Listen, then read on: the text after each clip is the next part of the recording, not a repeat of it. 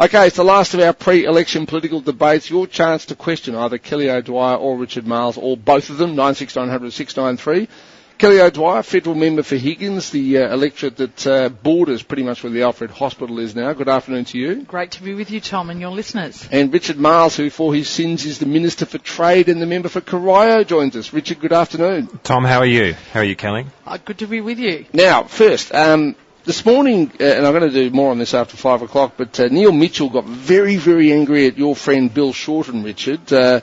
He kept asking Bill why Kevin Rudd had said that the Department of Treasury and the Department of Budget Honesty, or whatever it's called, had looked at the coalition's costings, even though the bureaucrats in charge of those departments said that they had not. Neil said it was a con, that Bill was effectively a liar.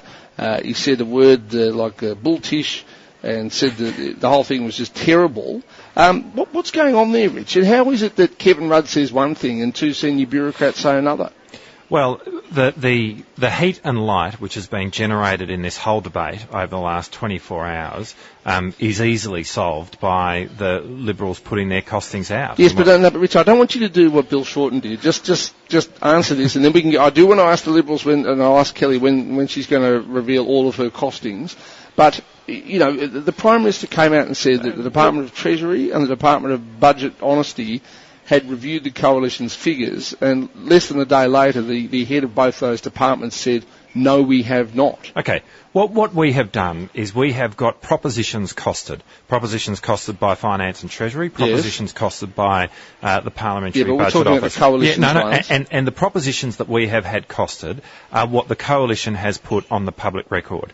Now, the point that's being made by the PBO, for example, is that we don't know exactly what the opposition have got costed through the PBO, because that's a confidential process. Well, then why say that it had been done? Well, let me finish. And to that extent, we don't know what the coalition took to the PBO to get costed. What we do know is what's on the public record from the coalition, and when you add up and cost the proposition they put on the public record and what they've announced from the PBO, they're two different things. But Richard, can I just say to you is, the head of the PBO, the Parliamentary Budget Office, and the head of Treasury said, we have not costed the coalition's policies yet. So, I mean, that's a fairly simple thing. No, well, what they've costed is a proposition that we've put to them, which is... Okay, so you've costed what you put to them. But what about what the coalition puts to them? Yeah, let me finish. What we've put to them, which is what the coalition have on the public record. Let me give you an example.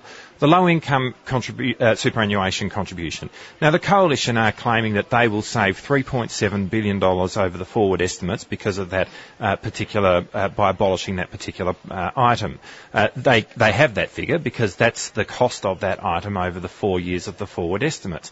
But the point is that the coalition are only promising to abolish it for 2 of those years, which means it just doesn't add up. Okay, but what you're saying from this point on is, so the Liberal Party will take Labor's policies to the Parliamentary Budget Office and get them costed, and you'll take the coalition's policies there. I think that's a recipe for disaster. Now, but Kelly, can I ask you... But it's resolved by just putting the costings out Right, there. well, Kelly, here's the thing. Right now, I think the Prime Minister has dug himself an enormous hole here, and I'm not certain he's going to be able to climb out of it before September 7. But why doesn't the coalition just come out and say, here's all of our policies, all of our costings, here's where the savings are, and be done with it? Why this drip, drip, drip? I mean, we've only got a week to go. Well, in fact, we did that this week. We announced the whole thing. Not all of it, because we haven't announced all of our policies. But up to date, we actually announced our savings this week, $31 billion worth, which is why the government rushed to try and politicise the Parliamentary Budget Office, the Department of Treasury, the Department of Finance, and they made a big fat lie and said that there was a $10 billion but again, gap. You're doing what Richard's doing and avoiding the question. I just want to know,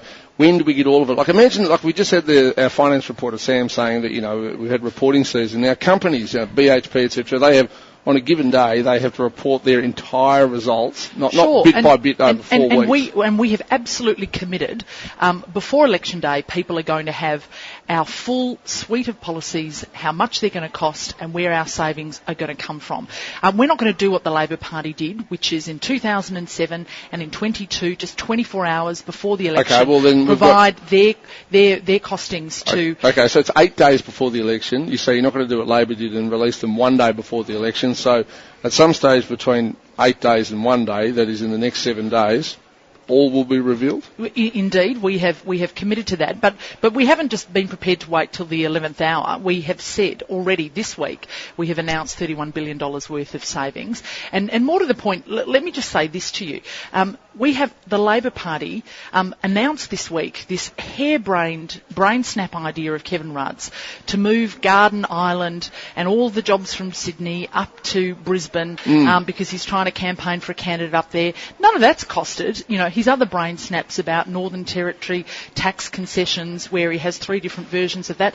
None of this is costed. I mean, this is a joke. All right. This government trying to pretend that they have got costed policies when even in their own forward estimates they can't even get it right. They're out. All right. That isn't true. We are running a bit late. We'll go to some calls in a moment. 96900 693. Your last chance pre the election to speak to Kelly O'Dwyer and Richard Marles.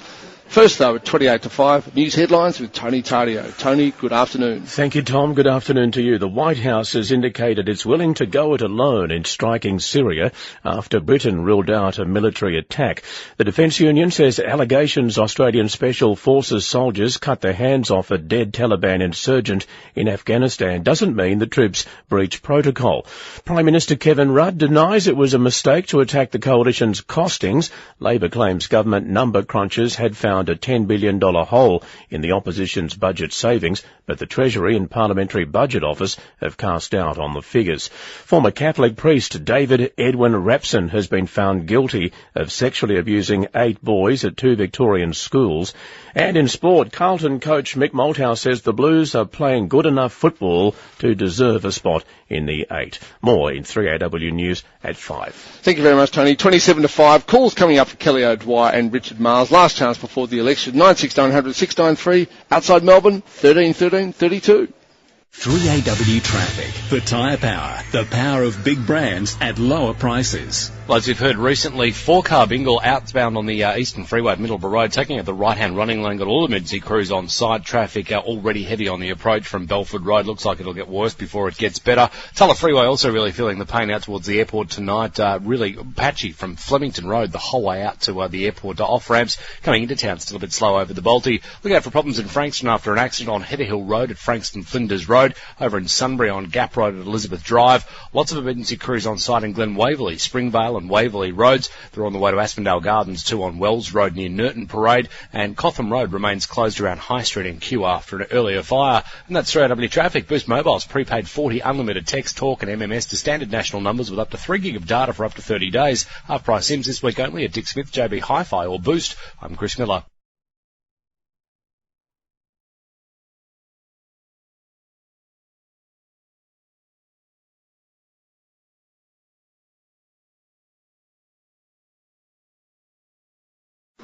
It is 22 to 5. As I said, this is your last chance to question either Kelly O'Dwyer for the Liberal Party, the member for Higgins, or Richard Marles, the Minister for Trade and the Labor member for Corio. 96900 693. Outside Melbourne, 13 13 32. Just quickly, we had another word on the street call about a very serious accident that Bob had seen on the corner of Springvale and Waverley Roads in Glen Waverley.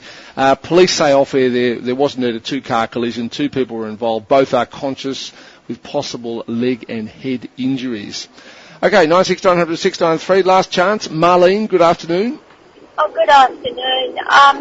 I just wanted to let Richard Marles know that he's a very, very, very lucky man. I voted today in Yarra Street. I wasn't going to vote for you, Richard Marles, because I was absolutely disgusted with how you right-handed Julia Gillard. Yes. I went in there with the intention of giving you a boot up the backside and voting for Tony Abbott, and right up until the pen went to the paper, I couldn't put Tony Abbott above you. So you are a very lucky man, but I'm not happy with you. All right, well, there you go, Richard. You're a lucky, lucky man.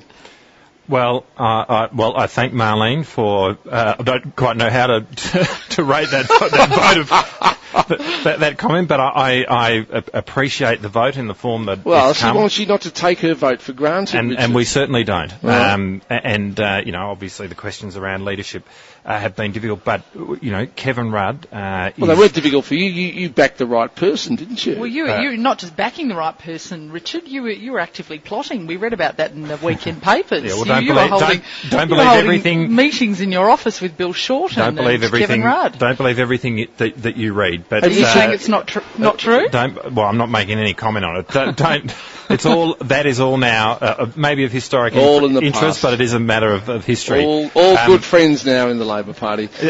Paul, good afternoon. Yeah, good afternoon. I've got a question to Kelly and Richard. It's in reference to with the baby boomers pretty much on our doorstep and retiring in the next, probably retiring now and also in the next few years. Can you see any changes to the superannuation as far as retirees coming up, as far as lump sum amounts concerned, like being taken away, like preservation and that side of it, or do you reckon that they won't pretty much touch that for the people that are that are retiring at 60 plus as such? All right. Well, Richard, you're currently in government. Will you be fiddling with super again in the future? No, except to make this point that we're obviously the party who put in place Australia's superannuation scheme. I think it's one of the most important social reforms that this country's seen. We did it under the Hawke-Keating government. Under this government, we are seeking to increase superannuation contributions from 9 to 12%. The opposition are seeking to delay that. That's going to cost people a whole lot of money when they take their lump sum on retirement. And of course, the other point is that the low-income superannuation contribution, which we put in place, has now been removed, or would be removed, if Tony Abbott were to be elected to the Prime Ministership of this country. Right, so in Kelly, that sense, there's a clear difference on this issue. Well, Paul, it's a really good question. What Richard didn't say to you is that this current government is using your piggy bank as their own personal piggy bank with your superannuation retirement savings. They have, through their tax increases, raided more than $9 billion out of superannuation. People don't have any certainty around what this current Labor government is going to do with superannuation. They have already put on record during the last budget that they're going to touch people's retirement savings if they're earning over $100,000. We want to return stability and predictability to superannuation. So no more changes then, Kelly? We want predictability, and we're not going to be making any changes. Well, you are cutting the low-income superannuation contribution. No. This is something that was part of the supposed mining tax revenue. You have not delivered that revenue. So you are going to cut it? Well, what we have said is that we are going to make sure that all of our plans are properly costed, that we can actually pay for our plans. But that one hasn't even been properly costed. Within our means. I mean, you can't give me a lecture, Richard, on superannuation savings. You've cut $9 billion out. I mean, you have ripped this out of the pockets of everyday Australians. I think he probably could give you a lecture if he wanted to. Well, he could try, but it's not credible. Do you like lecturing people, Richard? No, not really. No. Geez, I'll tell you what, some of your colleagues don't mind it. Tony, Bill Shorten, for example, this morning. Tony, good afternoon. Good afternoon, how are you? Good, thanks, Tony. Thanks for the opportunity. Look, Richard, I've got a question about the homeless people in our country. Last night I watched a show on Current Affair with a family that's sleeping in a station wagon, and I was just wondering, do you think that would be happening if your government hadn't allowed 40,000 people to take possibly the roofs from the heads of our people? I'm not exactly sure what you're talking about in terms of... Well, what I'm trying to tell you is that if these people have come into our country and they're being given priority, they're being given a roof over their head, yet we've got people in our country... What Tony's saying is, Richard, you've taken Australians out of their houses, allegedly, and given their houses to illegal immigrants. Yeah, well, firstly, that has not occurred. So the idea that people who have come to this country as asylum seekers are taking the homes of Australians just isn't right. That doesn't mean that we don't have an issue there, and we've talked a lot about it on this program, and the need to make sure that we stop boats coming from Indonesia, principally make sure that people stop drowning. But on the question of homelessness, it is a really good question, and we were the first government to put in place a Minister for housing. One of the very first things that Kevin Rudd asked every one of his MPs to do on becoming Prime Minister of this country back in 2007 was to go and visit a homeless shelter and acquaint ourselves with this issue. Indeed, Kevin Rudd has been a frequent participant in the CEO sleep out.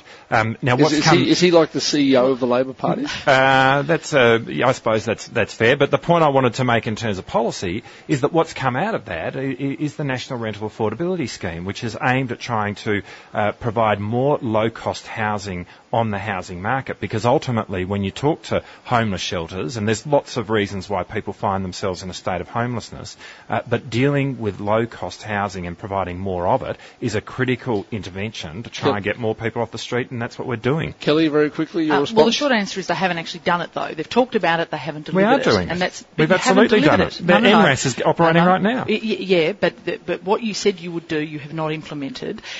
We haven't implemented. Kelly, what would you do? Well, basically, I believe this is a really important issue. I mean, I've also taken part in the CEO Sleep Out twice. My husband, in fact, is on the board of The Big Issue, which is the Homeless magazine paper, trying to give people a hand up, not a handout. There are many reasons why people become homeless, and many more reasons, particularly today, when people are very concerned as well about their job. But just very quickly, what would you do? The first thing we can do is provide a secure employment environment. That's number one. Secondly, we need to look after people who particularly have got mental illness issues and help them treat those illnesses in order to become more stable so that they can actually live in accommodation and live with others. Thank you very much, Kelly. Now, I do want to take one more call. I think we had Stephen up before who had a very pertinent question. We're going to break after that. Stephen, if you're still there, good afternoon. Hello, Tom. How are you? Good, Stephen. Can we limit these politicians and all these debates and all that to one answer, either yes or no? It's a very good idea, Stephen. Stephen, I thank you very much for that question. It's an excellent question. I'm very pleased that you asked it. There you go. I could be a politician. Now, look. Are you going to ask us the question, though, Tom? No. This is the end of our. This is the last. The answer is no. This is the end of our. Well, it's not the end of our debates. It's the end of the ones pre the election. Can I say to both of you, good luck. I know you both campaigned very hard, and it'll be a very nervous week for you ahead of September 7. Kelly O'Dwyer, thank you for coming in today. Thanks so much, Tom. Thanks, Richard. And good luck, Richard. Well done to you, and thanks very much. Thanks, Tom. Thanks, Kelly. It's been Richard a pleasure. Miles, Kelly O'Dwyer there. We'll talk to them again in 2 weeks' time. It's now 14 to 5.